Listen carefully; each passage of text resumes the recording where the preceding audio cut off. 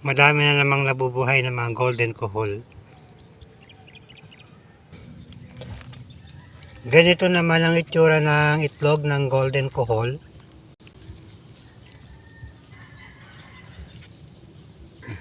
Mabilis siyang dumami pero napupuksa din siya ng mga gamot. Kailangan talaga babantayan dahil malakas makasira ng palay.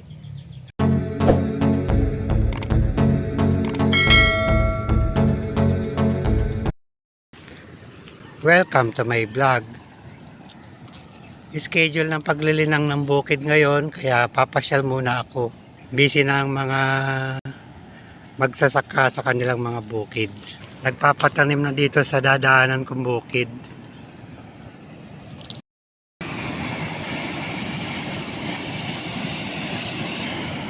Malakas pa rin ang agos ng tubig.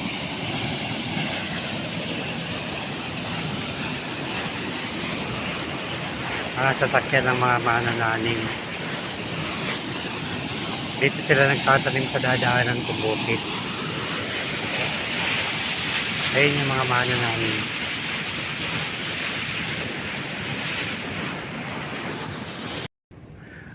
Maaga silang nagyak ng taniman kaya maaga din silang nagpatanim.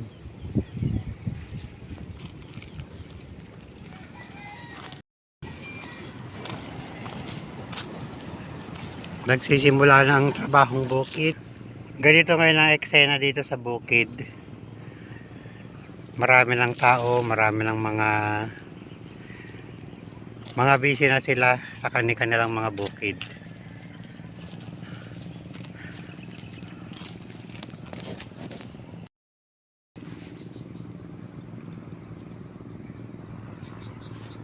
Yung iba nagpaparotabator na rin ng bukid. Nagsisimula na rin maghanda ng tataniman ng palay. Dito na ako sa bukid. Ito na yung dalawa, si Mang Jumong at saka si Don Paquito. Ina-assemble pa nila yung gagamitin na tractor. Inuwi kasi ito sa bahay, hindi pwedeng iwan dito sa bukid.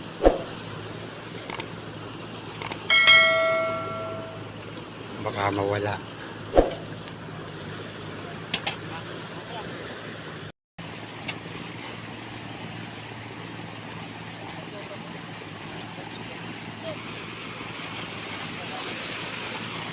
Ready to fight na, binuhay na yung hand tractor. Bali, dudurogan nila yung lupa para maging pino, madaling mapatag. Pagka nalinang na, kung pwede na yung punla, pwede nang magsabog ng palay. Dahil sabog tanim naman ang gagawin dito. Ikakabit nila yung pinakatalim o yung kalaykay.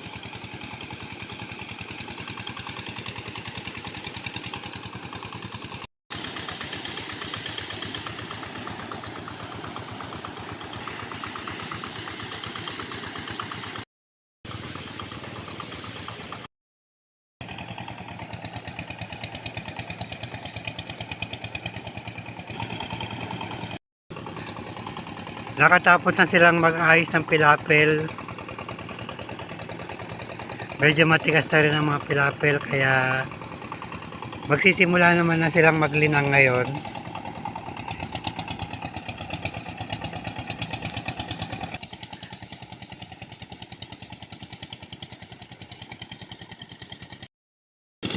Ito na yung mga pilapel na ginawa nila. Medyo matigas na, pwede nang tapakan.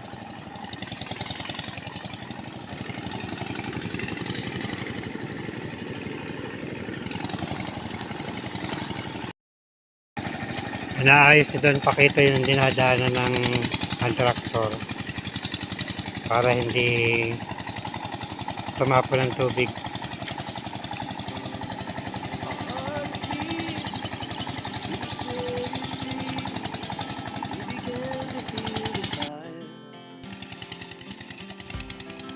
We rise like tall buildings.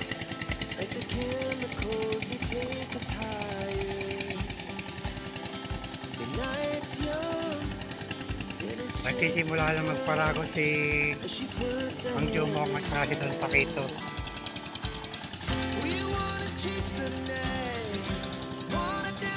Wala na yata ang ararawan ano. Nagliparan na.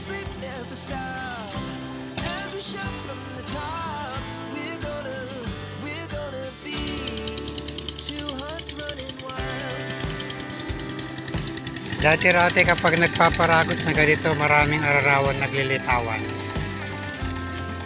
Pero ngayon wala na kasi umulan kagabi. Naglipatan na sa ibang bukid. Kumbaga nababad na ng tubig yung mga pinitak.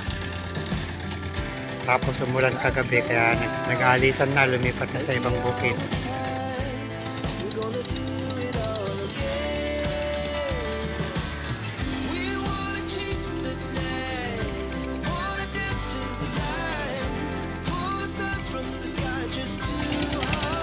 Medyo magandang panahon, walang init.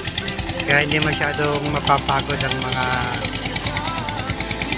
nasa bukid.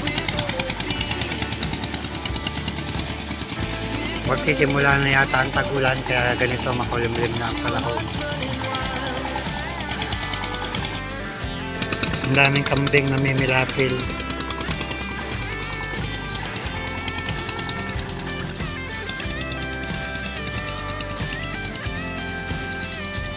Medyo maambon na ng konti.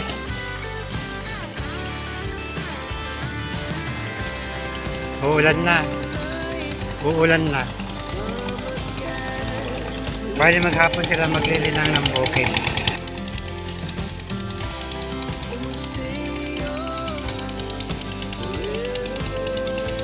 Mabuti na lang hindi mainit. Kaya pabor din sa kanila. Nakisama ang panahon. Ito muna ang update sa pagkagayak ng tataniman ng palay o sa paglilinang ng bukid.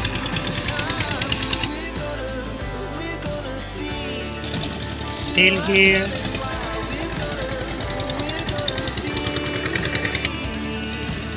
Thanks for watching.